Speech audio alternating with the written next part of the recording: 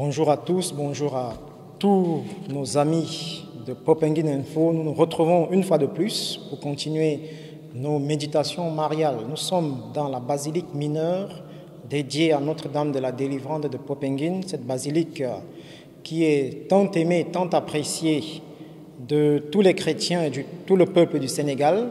Nous avons la joie aujourd'hui de nous retrouver au sein de cette basilique pour méditer la parole de Dieu.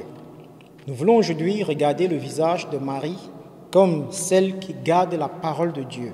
Marie, gardienne de la parole de Dieu. Plusieurs ici, dans les évangiles de Saint Luc, nous précisent que Marie gardait dans son cœur les paroles de Dieu, les événements de la vie de Jésus. Nous le voyons par exemple au moment de la naissance de Jésus, après le passage des anges et des bergers. Il nous est dit, dans Luc chapitre 2, au verset 19, il nous est dit, quant à Marie, elle conservait avec soin toutes ces choses, les méditant en son cœur. Marie avait un cœur disponible à garder les événements de la vie de Jésus, à garder les merveilles que Dieu accomplissait dans sa vie. De même, au cours de la vie apostolique de Jésus, il nous est donné une précision très importante. Nous lisons Luc chapitre 8, au verset 19 jusqu'au verset 21. Sa mère et ses frères vinrent alors le trouver, mais ils ne pouvaient l'aborder à cause de la foule. Ils ne pouvaient l'aborder à cause de la foule, nous dit-on. Or, on l'en informa. Ta mère et tes frères se tiennent dehors et veulent te voir. Mais il leur répondit, ma mère et mes frères, ce sont ceux qui écoutent la parole de Dieu et la mettent en pratique. Marie est le tabernacle de la parole de Dieu. Et Marie peut et veut être pour nous maîtresse de la parole de Dieu.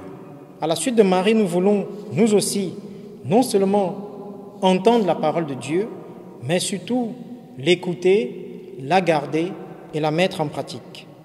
Au sanctuaire Notre-Dame de la Délivrance de Popengin, il est proposé aux chrétiens de pouvoir approfondir la parole de Dieu tous les samedis matins entre 10h et 11h. C'est la nouvelle proposition qui est faite actuellement, c'est que tous les samedis matins, vous avez la possibilité de venir au sanctuaire pour suivre une formation mariale. Une formation mariale qui nous aidera à mieux découvrir le visage de Marie, à mieux découvrir le visage de Jésus. Nous avons choisi pour cette année d'approfondir et de creuser le thème pastoral du diocèse qui est Jésus, notre vérité. Je suis le chemin, la vérité et la vie. Le diocèse a choisi de prendre un des aspects de cette parole de Jésus qui est la vérité. Nous allons chercher à comprendre en quoi Jésus est notre vérité. Et en cela, Marie, qui sait et qui a su garder les paroles de Jésus, saura nous accompagner durant cette année pour approfondir ce mystère de Jésus, vérité. Il est bon pour nous de nous poser la question, en quoi Jésus est ma vérité? En quoi Jésus illumine ma vie? En quoi Jésus apporte une lumière à mon existence aujourd'hui? Et c'est cela que nous voulons demander à celle qui a su accueillir cette parole, qui a su se laisser illuminer par cette vérité. Nous voulons lui demander de nous mettre sur le chemin de la vérité. Que la Vierge Marie, notre Mère, fasse de nous des amis de la vérité. Que la Vierge Marie, notre Mère, fasse de nous des amis de la parole et que cette parole se met dans nos cœurs, puisse nous donner de porter beaucoup de fruits, des fruits d'amour, des fruits d'unité, des fruits de communion. Amen.